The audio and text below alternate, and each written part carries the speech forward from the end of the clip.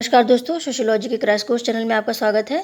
और इस समय हम जो सीरीज़ थी हमारी सुपर एमसीक्यू सीरीज़, वो 104 सीरीज़ आज हम पढ़ने जा रहे हैं। ठीक है, पहला है कि झारखंड आंदोलन किन मुद्दों को लेकर चलाया गया। तो झारखंड आंदोलन एक कृषक आंदोलन था और इसमें भूमि एवं वन विसंबंधन, असमान विकास, कार्यवंचन, सभी जो मुद्दे थे वो सम्मिलित थे। ठीक है, तो यहाँ पे ऑप्शन नंबर डी सही हो जाएगा। क्वेश्चन नंबर 2 है, सुमेलित करने का है यहाँ पे। राजवंशी क्षत्रिय सभा 20वीं शताब्दी की पहली तिमाही में, और नक्सलवाड़ी आंदोलन जो था वो 1968 के आगे, ठीक है, 1967 में शुरू हुआ था, उसके बाद तक ये था। नया सिनेमा आंदोलन 1960 के दशक में, और श्री नारायण धर्म परिपालन आंदोलन ये क्या है, ये 19वीं शताब्दी से रिलेटेड है। ठीक है, तो यहाँ पे ऑप्शन नंबर ए सही हो जाएगा। 1, 2, 3, 4 यानी जिसके आगे जो ऑप्शन है वो सही है। ठीक है, अब अगला देखिए। क्वेश्चन नंबर 3 है कि हार्थोन प्रयोग से प्रबंधकों के लिए जो निष्कर्ष निकाले जाते हैं वो कौन से हैं। पहला है कर्मचारियों की निजी आवश्यकताएं महत्वपूर्ण है, और दूसरा है सामाजिक आवश्यकताएं महत्वपूर्ण है। ठीक है, यहाँ पे सी है, ऑप्शन नंबर ए और बी दोनों सही है, या फिर दोनों में से कोई भी सही नहीं है। ठीक है, तो यहाँ पर देखिए, जो हार्थोन प्रयोग था वो कर्मचारियों के हित के लिए था और उनकी भावनाओं को, यानी ये माना जाता था कि जो कर्मचारी है वो केवल एक बंधुआ मजदूर नहीं है, वो एक मशीन नहीं है कि बस अपना कार्य औपचारिक रूप से करे और चला जाए। उसके अंदर फीलिंग्स भी हैं, उसको त्यौहार भी मनाने होते हैं, उसकी खुशियाँ भी जुड़ी हुई हैं। ठीक है, तो इन सब चीज़ों को देखते हुए उनके हित की बात की जाती है। ठीक है, तो यहाँ पे उनकी जो निजी आवश्यकताएं और सामाजिक आवश्यकताएं हैं, इसको ध्यान में रखते हुए कार्य किया जाता है, और जो छुट्टियाँ वगैरह उनकी डिसाइड होती है इसी के आधार पर होती हैं। क्वेश्चन नंबर 4 है कि प्राचीन नगरीय विकास के स्थलों का कालानुक्रम क्या है। तो ये मोस्ट इम्पॉर्टेंट है। इसका जो कालानुक्रम है वो क्या है, 1, 2, 3 और 4। ठीक है, यानी टिग्रिस और यूक्रेटिस जो घाटी थी वो पहले नंबर पे, उसके बाद नील घाटी, फिर सिंधु घाटी, फिर पीत नदी घाटी। ठीक है, ये 1, 2, 3, 4 इसका जो क्रम है बिल्कुल सही लगा है, और एग्ज़ाम में इसके क्रम को ऊपर नीचे करके भी पूछा जा सकता है, तो आप याद रखिएगा। फिर देखिए, भारतीय आवासीय योजनाएं बनाई गई हैं, कब बनाई गई हैं भारतीय आवासीय योजनाएं, ये है 1985। ठीक है, यहाँ से भारतीय आवासीय योजनाएं शुरू की गई थी, इसके पहले ये सब योजनाएं आवास से संबंधित जो थी वो नहीं मिलती थी। फिर देखिए, क्वेश्चन नंबर 6 है कि लोगों को राजनीतिक संस्कृति में लाने की संकल्पना की जाती है। राजनीतिक संस्कृति में राजनीतिक सहभागिता के रूप में कि राजनीतिक द्वंद्व के रूप में। तो जो राजनीतिक संस्कृति में हमें लाने की कोशिश की जाती है वो सहभागिता के रूप में, यानी जो राजनीतिक कल्चर है उसमें हम सहभागी हो, चाहे वो एज ए वोटर हो, चाहे हम एज ए कैंडिडेट हो, जैसे जो राजनीतिक होते हैं जो चुनाव लड़ते हैं, चाहे हम उसके रूप में हो, या फिर हम एज ए वोटर उनको चुनने वाले व्यक्ति के रूप में हो। ठीक है, हम सहभागी होते हैं राजनीतिक जीवन के। तो क्वेश्चन नंबर 7 अब देख लेते हैं। श्री नारायण धर्म परिपालन आंदोलन का संबंध था, किससे था। श्री नारायण गुरु से था, एजारो से था, कि झावा जाति से था, कि उपयुक्त सभी से। तो इसमें देखिए, श्री नारायण गुरु जो थे उन्होंने इसका नेतृत्व किया था, और एजारो जाति जो थी उसके नेतृत्व में ये सब चीज़ें की गई थी। इजावा जाति आप जानते हैं, इजावा जाति ताड़े निकालने का काम करती थी केरल में, और उनको लेकर काफ़ी अस्पृश्यता थी, ये नहीं छू सकते, ये नहीं कर सकते, उनको देख के लोग घृणा करते थे। ठीक है, तो उन्हीं को लेकर उन्हीं को पब्लिक स्कूलों में पढ़ने का अधिकार, सार्वजनिक चीज़ों, यानी कुल मिलाकर देखा जाए तो हमारे यहाँ जो दलित आंदोलन चला था जिन मुद्दों को लेकर, वही सब चीज़ें थी इसमें। ठीक है, तो ये तीनों इससे रिलेटेड है, इसलिए ये उपयुक्त सभी सही हो जाएगा। तीनों के तीनों जो है श्री नारायण धर्म परिपालन आंदोलन से रिलेटेड है। क्वेश्चन नंबर 8 है, देखिए, मार्क्स के सिद्धांत में वर्ग चेतना का केंद्रीय तत्व है। तो केंद्रीय तत्व मार्क्स के सिद्धांत में क्या है। पहला है वर्ग और धन, वर्ग और श्रेणीकरण है, फिर है वर्ग ऐतिहासिक द्वंद्व, फिर है उपयुक्त सभी। तो क्वेश्चन नंबर 8 में सही क्या है, वर्ग और श्रेणीकरण। ठीक है, यानी यहाँ पे ऑप्शन नंबर बी सही हो जाएगा। अब देखिए, सुमेलित करने वाले में क्या है, टोटमवाद कृषक समाज, कुटुंबवाद जनजाति समाज, या फिर ये देखिए, मैं सही ऑप्शन नहीं बता रही हूँ, क्योंकि टोटमवाद जो है वो जनजाति समाज से संबंधित है, कुटुंबवाद जो है वो कृषक समाज से रिलेटेड है, और औद्योगिक समाज जो है वो यहाँ पे उत्तर औद्योगिक समाज हो गया। एक जो है औद्योगिक समाज होगा और एक उत्तर औद्योगिक समाज होगा। ठीक है, ये आप याद रखिएगा कि एक आपका औद्योगिक समाज और एक उत्तर औद्योगिक समाज हो जाएगा। ऑप्शन नंबर सी यहाँ पे सही है। ठीक है, ऑप्शन नंबर ठीक है। प्रौद्योगिकी समाज किससे रिलेटेड है? औद्योगिक समाज से यहाँ पे उत्तर काट दीजिएगा आप।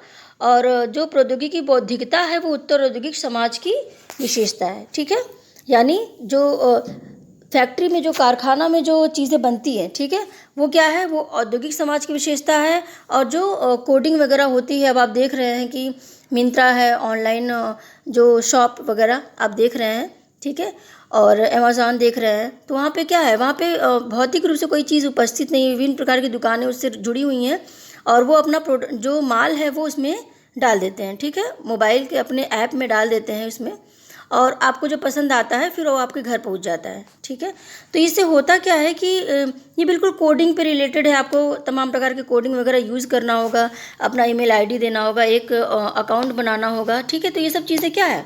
बौद्धिकता की तरफ इशारा करती हैं। और जो बौद्धिकता है, जो प्रौद्योगिकी बौद्धिकता है, यहाँ पे फैक्ट्री का काम तो हो रहा है लेकिन बौद्धिक आधार पर हो रहा है, वहाँ पे कोई भौतिक चीज़ें नहीं हो रही हैं।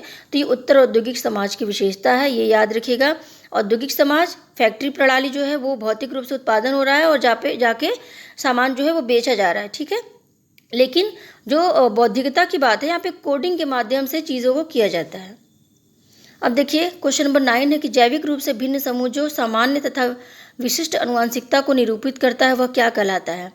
तो जैविक रूप से जो भिन्न समूह है, जो सामान्य, ठीक है, और विशिष्ट आनुवंशिकता, यानी जो जन्म के समय हमारे अंदर लक्षण होते हैं वो सामान्य भी है और विशिष्ट भी है, वो क्या है? प्रजाति। ठीक है, यहाँ पे जन्म के आधार पर आनुवंशिकता की बात की जा रही है। ठीक है, जो हमारे जन्म के समय हमको लक्षण मिलते हैं, हमारे पुरखों से जो हमको लक्षण मिल रहे हैं उसकी बात की जा रही है, इसलिए प्रजाति है। अब देखिए क्वेश्चन नंबर 10 है, नगरों का अव्यवस्थित अतिवृद्धि को, जिसमें प्राय भूमि का बिना योजना के तरीकों के उपयोग शामिल हो, उसे क्या कहते हैं? उसे कहते हैं नगरीय फैलाव। ठीक है, यानी हम बिना किसी प्लानिंग के बस वो जो भूमि है, जो गांव की भूमि है या फिर जो कस्बे की भूमि है, इसको हम यूज़ करते जाते हैं नगरों के व्यवस्था करने के लिए। ठीक है, यानी नगर जो है फैलता जा रहा है, वो क्या है? नगरीय फैलाव। अब देखिए दोहरी अर्थव्यवस्था में सह अस्तित्व होता है किसका? कृषि और उद्योग का, व्यावसायिक कृषि और सहायक कृषि का, आधुनिक उद्योग और व्यावसायिक कृषि का, निर्वाह खेती और परंपरागत हस्तशिल्प का। तो यहाँ पे ऑप्शन नंबर ई सही हो जाएगा, यानी उपयुक्त सभी। ठीक है, इसमें से एक ही ऑप्शन भी पूछा जा सकता है, बाकी के 4 ऑप्शन चेंज किए जा सकते हैं और इसीलिए इसमें कई जो क्वेश्चन है छिपे हुए हैं और याद रखिएगा इसको। ठीक है, अब देखिए क्वेश्चन नंबर 12 है कि सांस्कृतिक वरीयता का पूर्वाग्रह या भावनाएं उत्पन्न करती हैं। क्या उत्पन्न करती हैं? प्रजाति केंद्रिता, निजाति भेदभाव, निजातीयता, निजाति विकास। यहाँ पे निजाति केंद्रिता यानी सांस्कृतिक वरीयता, हमारी संस्कृति श्रेष्ठ है, अपनी संस्कृति को ज़्यादा वरीयता दे रहे हैं, और पूर्वाग्रह एवं भावनाएं, ठीक है, वरीयता का पूर्वाग्रह और भावना उत्पन्न हो रही है, तो वो क्या है? निजाति केंद्रिता। ऑप्शन नंबर ए सही हो जाएगा। ठीक है, अब देखिए समाज को खुला और बंद समाज के रूप में किसने बांटा? खुला समाज और बंद समाज के रूप में बांटा है रेमंड पॉपर ने। ठीक है, और उन्होंने मिथ्याग्रहण की भी अवधारणा दी है। समाज को उन्होंने खुला समाज, बंद समाज में बांटा है, याद रखिएगा। समाज को सोसाइटाज और सिविटाज में किसने बांटा है? समाज को सोसाइटाज और सिविटाज में बांटा है मार्गन ने। ठीक है, सांस्कृतिक द्वीप की अवधारणा किसने दी है? ओपलर ने दिया है। ओपलर ने क्या कहा है कि समाज बहुत बड़ा है, इसमें छोटी छोटी संस्कृति, अलग अलग कल्चर के लोग रहते हैं, तो वो एक समुद्र में जो छोटे छोटे द्वीप बने होते हैं उसकी तरह होते हैं। ठीक है, तो सांस्कृतिक द्वीप की अवधारणा ओपलर ने दी है। संस्कृति शब्द के जनक, देखिए संस्कृति शब्द के जनक कौन है? टायलर हैं। और संस्कृति के अध्ययन की शुरुआत अगर की जाएगी कि विश्वविद्यालयों में और कॉलेजेस में संस्कृति जब पढ़ाई जाने लगी, तो किसके नेतृत्व में सबसे पहले संस्कृति पढ़ाई गई? वो है फ्रेज बोआस। ठीक है, तो संस्कृति का अकादमिक जनक जो है वो फ्रेज बोआस है और संस्कृति शब्द के जनक जो है वो टायलर है। ये दोनों ही चीज़ें आप याद रखिएगा। अब अगला है क्वेश्चन नंबर 17 है, आधुनिक औद्योगिक समाज के जनक कौन है? औद्योगिक समाज की बात की जा रही है और ये सीधा प्रश्न बन सकता है, इसलिए एल्टन मेयो का नाम याद रखिएगा। आधुनिक औद्योगिक समाजशास्त्र के जनक एल्टन मेयो है और आपका एक यूनिट भी है नगरीय समाज से रिलेटेड, तो इसलिए इसको खास याद रखिएगा। ठीक है, दरिद्रीकरण की अवधारणा कार्ल मार्क्स की है।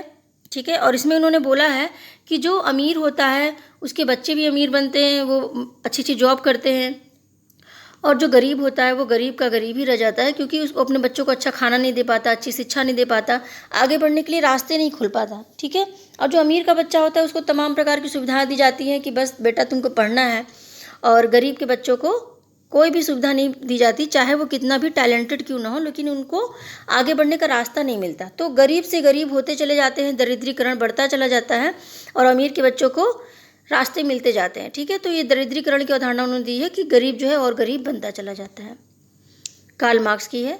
अब देखिए क्वेश्चन नंबर 19 है कि आर्थिकीवाद की अवधारणा किसने दी है?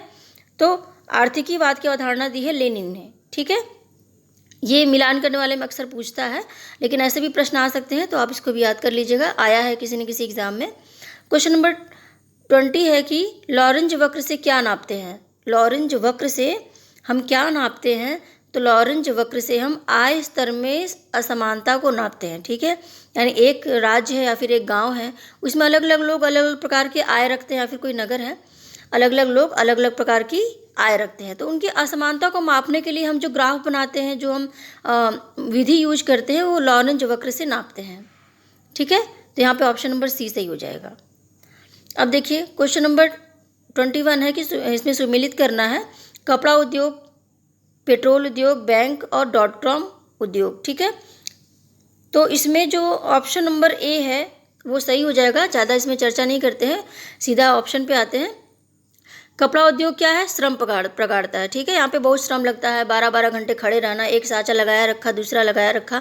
ठीक है, बहुत श्रम लगता है कपड़ा उद्योग में, रंगाई पुताई से लेकर उसमें तमाम चीज़ें होती हैं, उसमें डिज़ाइनें बनाना, फिर धागे सेट करना, फिर फंस गया मशीन में, फिर बहुत सी प्रॉब्लम्स होती हैं। ठीक है, और सबसे बड़ी चीज़ क्या होती है कि अगर एक कपड़ा बुना जा रहा है, तो जब तक वो कपड़ा कंप्लीट नहीं होगा तब तक वो जो मजदूर है वो पानी तक नहीं पी सकता। ठीक है, बहुत उसमें काम करना होता है। तो कपड़ा जो उद्योग है वो श्रम प्रगाढ़ता है, ये पूरी तरह से श्रम पर निर्भर है, इसमें कोई दिमाग नहीं लगता है ज़्यादा। ठीक है, पेट्रोल उद्योग क्या है? पेट्रोल उद्योग है पूंजी प्रगाढ़ता। ठीक है, इसमें पूंजी बहुत ज़्यादा लगती है। जब आपको कोई पेट्रोल पंप खोलना है तो आपको लगभग 40 से 50 लाख रुपए खर्च करने होंगे, कभी कभी 80 लाख रुपए भी खर्च करने होते हैं। ठीक है, इसमें होता क्या है, अगर कोई पेट्रोल पंप आपको खोलना है या फिर कोई गैस एजेंसी वगैरह लेनी है, तो उसमें क्या होता है कि एक लॉटरी निकलती है, लकी ड्रॉ होता है। ठीक है, सॉरी लॉटरी नहीं, लकी ड्रॉ होता है। लकी ड्रॉ में आपका नाम आने के बाद आपको लगभग 70 से 80 लाख रुपए खर्च करने होते हैं।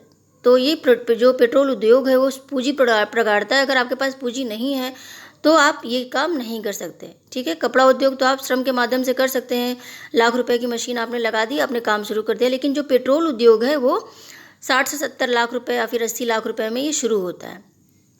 अब देखिए बैंक जो है वो सेवाएं देता है हमको। बैंक क्या करता है? वो सेवाएं हैं, यानी सर्विस देता है हमको बैंक। ठीक है, ये एक नौकरी की तरह, गवर्नमेंट जो सर्विस फील्ड है उसमें बैंक भी आता है, टीचिंग भी आता है वैसे। ठीक है, डॉट कॉम उद्योग क्या है? लोचशील श्रम है, ये लोचशील श्रम है, श्रम बहुत ज़्यादा नहीं लगता है, दिमागी श्रम ज़्यादा लगता है। डॉट कॉम उद्योग जो है वो लोचशील श्रम में आता है। अब देखिए क्वेश्चन नंबर 22 है, इसमें भी देखिए सुमेलित करने का है। सुमेलित मैंने ज़्यादा दिया है क्योंकि एक ही प्रश्न में कई प्रश्न इसमें छिपे होते हैं, तो आपको बहुत ज़्यादा लाभ मिलने वाला है। ठीक है, क्वेश्चन नंबर 22 है, इसमें ऑप्शन नंबर ए सही हो जाएगा। ठीक है, यानी वर्ग क्या है? जीवन के अवसर है, परिस्थिति जीवन के तरीके। इसमें अक्सर बच्चे कंफ्यूज हो जाते हैं, याद रखिएगा वर्ग का मतलब जीवन में उपलब्धि प्राप्त करने के अवसर। ठीक है, परिस्थिति का मतलब है हमारे जीवन जीने का तरीका। एक डॉक्टर है, डॉक्टर जीवन जीने का तरीका क्या है? वो सफ़ेद कोट पहनेगा, उसको देखकर ही लग जाएगा कि वो डॉक्टर है। बहुत बिजी दिनचर्या होती है उसकी, फेसबुक और ट्विटर जैसी लाइफ नहीं होती। ठीक है, जो कि बेरोजगारों की होती है। लेकिन होता क्या है कि और सारे जॉब में तो आप और भी चीज़ें देख सकते हैं, लेकिन जो डॉक्टर की जॉब होती है वो बहुत ज़्यादा बिजी होती है। ठीक है, कभी भी पेशेंट आ सकते हैं, रात को, फिर सुबह, कभी भी हो सकता है। तो उनकी जो लाइफ होती है वो अलग ढंग की होती है, जीवन जीने का तरीका उनका चेंज होता है। एक शिक्षक है, उसके जीवन जीने का तरीका चेंज होता है, वो दिन भर लेक्चर्स वगैरह और सब चीज़ें, ज्ञान प्राप्त करना और भी ज़्यादा किताबें पढ़ना। ठीक है, और नए नए रिसर्च लिखना। तो ये सब परिस्थिति जीवन के तरीके, जितने भी जॉब हैं सबके जीवन के तरीके अलग अलग होते हैं, नेता के जीवन जीने के तरीके अलग होते हैं। और वर्ग क्या होता है? जीवन में उपलब्धि प्राप्त करने के अवसर। ठीक है, छोटी दुकान है तो कम अर्निंग होगी, बड़ी दुकान है उससे ज़्यादा उपलब्धि प्राप्त करेगा, ऐसे ऐसे उपलब्धि अलग अलग लोगों को मिलती है। पेरेटो ने देखिए तार्किक प्रयोगात्मक विज्ञान, उन्होंने समाजशास्त्र को क्या कहा? तार्किक प्रयोगात्मक विज्ञान। तो इस तरह से प्रश्न भी आ सकते हैं कि किसने समाजशास्त्र को तार्किक प्रयोगात्मक विज्ञान कहा है? तो पेरेटो। लर्नर ने, देखिए मोस्ट इंपॉर्टेंट प्रश्न है, परिवर्तन का उद्विकासीय सिद्धांत किसने दिया? लर्नर ने दिया है। ये पिछली बार भी आया था, इसको आप अच्छे से याद कर लीजिएगा, ठीक है। लर्नर ने परिवर्तन का उद्विकासीय सिद्धांत दिया है, मोस्ट इंपॉर्टेंट इस बार ज़रूर आएगा, ठीक है। अब देखिए अगला, देखिए क्वेश्चन नंबर 23 है। 1935 ईस्वी में, इसी ईस्वी से पहले सरकारी तौर पर अस्पृश्य जातियों को कहा जाता था, क्या कहा जाता था? 1935 ईस्वी के पहले की बात की जा रही है, क्योंकि उसके बाद चेंज हो गया सब कुछ। तो उसके पहले जो है सरकारी तौर पर अस्पृश्य जातियों को दलित जाति कहा जाता था, ठीक है, याद रखिएगा। उसके बाद जो है अनुसूचित जाति कहा जाने लगा सरकारी तौर पर, लेकिन उसके पहले क्या कहा जाता? दलित जाति, ठीक है। और 1935 ईस्वी के बाद अनुसूचित जाति कहलाया। क्वेश्चन नंबर 24 है, किसने समाजशास्त्र को एक कला माना? समाजशास्त्र को एक कला किसने माना है? C.W. मिल्स ने। इन्होंने समाजशास्त्र को क्राफ्ट माना, ठीक है। अब देखिए क्वेश्चन नंबर 25 है, प्रघटना शास्त्र किसका आमूलचूल विकल्प है? प्रघटना शास्त्र विकल्प है किसका? प्रत्यक्षवाद का, ठीक है। प्रत्यक्षवाद का विकल्प माना जाता है, इसको ऐसे ही रट लीजिए, कई बार एग्जाम में आ चुका है, नेट में भी आ चुका है, हायर में भी आ चुका है, ठीक है, ऐड नंबर 46 में।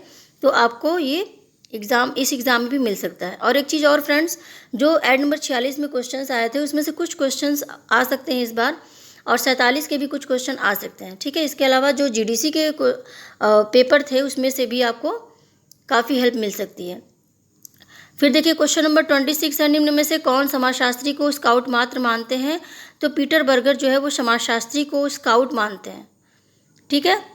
क्वेश्चन नंबर 27 है, परिवार की उत्पत्ति का उद्विकासीय सिद्धांत किसने दिया? तो परिवार की उत्पत्ति का उद्विकासीय सिद्धांत दिया है वैकोफन, मार्गन और स्पेंसर ने। यानी उपयुक्त तो सभी यहाँ पे सही हो जाएगा। तो तीनों अलग अलग ढंग से भी पूछे जा सकते हैं, ठीक है। 3 अलग दे दिया, एक अलग इसमें वैकोफन को डाल दिया, तो भी आप सही, तीनों को बस आप याद कर लीजिए, ठीक है। परिवार की उत्पत्ति का उद्विकासीय सिद्धांत वैकोफन, मार्गन और स्पेंसर है।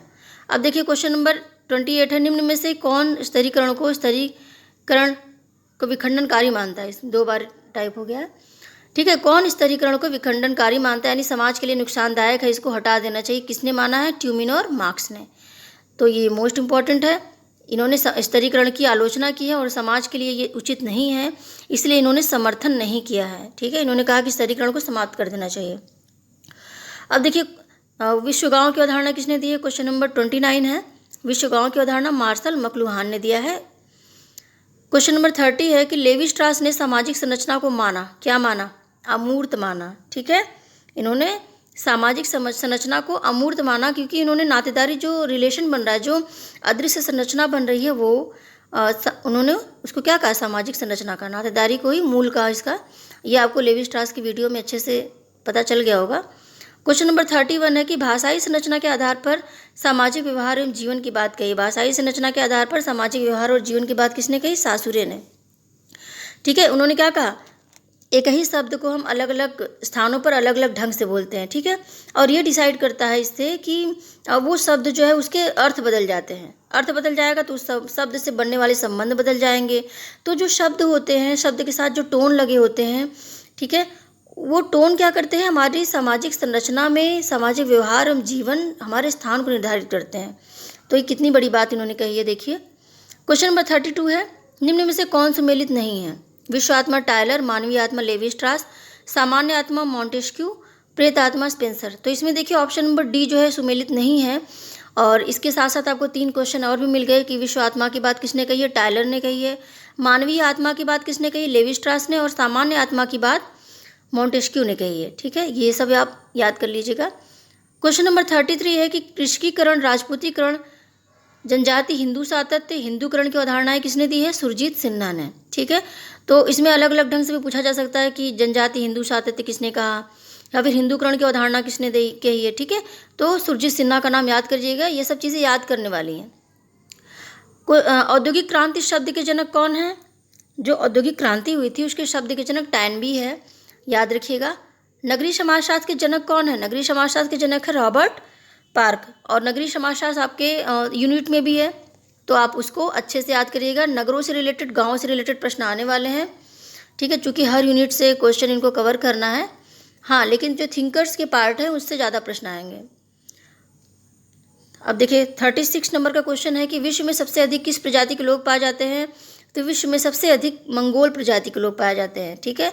मंगोल प्रजाति के लोग कैसे होते हैं? जो अधखुली आँखें होती हैं, जैसे अपने यहाँ असम में और चाइना के लोग जैसे होते हैं, जापान के लोग होते हैं, वो मंगोल प्रजाति के हैं, तो वो सब विश्व में सबसे ज़्यादा पाए जाते हैं। ठीक है, अब देखिए क्वेश्चन नंबर 37 है कि किसने प्रजातिवाद को विश्व की सबसे खतरनाक कल्पित धारणा माना है। यानी अपनी प्रजाति को श्रेष्ठ, दूसरी की प्रजाति को हीन मानकर उनकी अवहेलना करना, उनके अधिकारों और कर्तव्यों के प्रति मुंह मोड़ लेना। ठीक है, अपने हितों के को श्रेष्ठ मानना, उनके हितों को बेकार मानना, तो ये क्या है, ये प्रजातिवाद है। और ये जो बात कही थी कि प्रजातिवाद विश्व की सबसे खतरनाक कल्पित अवधारणा है, वो कहा था बालेन विलियर्स ने। ठीक है, अब देखिए 38 नंबर क्वेश्चन है, दुर्खिम ने किसे चेतनाओं की चेतना कहा। चेतनाओं की भी चेतना किसे कहा उन्होंने, सामूहिक प्रतिनिधान। अब सामूहिक प्रतिनिधान क्या है, जो सामूहिक प्रतीक होते हैं, यानी देश का झंडा देखा, हम सभी लोग समझ गए कि हाँ ये देश की बात है। ठीक है, मांग में सिंदूर देके सभी लोग एक जैसा फीलिंग करते हैं कि हाँ इनकी शादी हो चुकी है, एक जैसी चीज़ें समझते हैं। तो ये क्या है, सामूहिक प्रतिनिधान। सामूहिक रूप से जो चेतना होती है उसका प्रतिनिधित्व करता है। ठीक है, जैसे किसी ने परिवार का नाम लिया, तो ऐसा नहीं कि हम परिवार का नाम लेंगे तो आप कहेंगे कि ये शब्द तो हमने कभी सुना ही नहीं। ठीक है, आप तुरंत समझ जाएंगे। तो सामूहिक प्रतिनिधान का मतलब है कि जो किसी चीज़ को लेकर सभी लोग एक जैसी फीलिंग रखते हैं, वो सामूहिक प्रतिनिधान है। प्रतीकों वगैरह को लेकर इसमें होता है।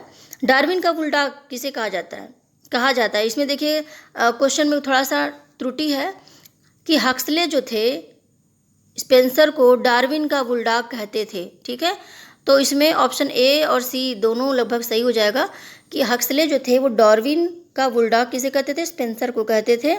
तो क्वेश्चन में जो भी त्रुटियां हो थोड़ा सा सही कर लीजिएगा, और जो मैं बोल रही हूँ उसको याद कर लीजिएगा। ठीक है, विखंडनवाद की अवधारणा किसने दी है, डेरिडा ने दिया है। ठीक है, उन्होंने चीज़ों को तोड़ के उसको सीखने की बात की है। टोटम को धर्म का प्रारंभिक रूप किसने माना, टोटम को धर्म का प्रारंभिक रूप माना दुर्खीम ने। अब देखिए क्वेश्चन नंबर 42 है कि FIR का हिंदी रूपांतरण क्या है। FIR आप करते हैं, जो भी पुलिस थाना वगैरह होता है, कुछ भी होता है, तो आप वहाँ पे क्या करते हैं, FIR करते हैं। तो इसका हिंदी रूपांतरण क्या है, ये एग्जाम में भी आ सकता है। भारतीय दंड संहिता है, भारतीय कानून रिपोर्ट है, कि भारतीय अपराध रिकॉर्ड, या फिर प्राथमिक दृष्टा रिपोर्ट। ठीक है, तो ये जो है वो ऑप्शन नंबर डी सही हो जाएगा। FIR का हिंदी रूपांतरण है प्राथमिक दृष्टा रिपोर्ट। ठीक है, अब देखिए 43 नंबर का क्वेश्चन है, अपराध का अनुकरण सिद्धांत किसने दिया। तो अनुकरण सिद्धांत टार्डे ने दिया। ठीक है, देखिए जहाँ पे भी अनुकरण की बात की जा रही है, चाहे वो परिस्थिति का अनुकरण सिद्धांत, या फिर अपराध का अनुकरण सिद्धांत, या फिर किसी भी चीज़ का अनुकरण सिद्धांत हो और वहाँ पे टार्डे हो, तो ज़रूर लगा दिया कीजिए। 90% चांस होते हैं कि वो आपका जो ऑप्शन है वो सही है। इन्होंने अनुकरण की ही बात की है, तो जीवन के प्रत्येक आयाम को अनुकरण के माध्यम से ही देखा है।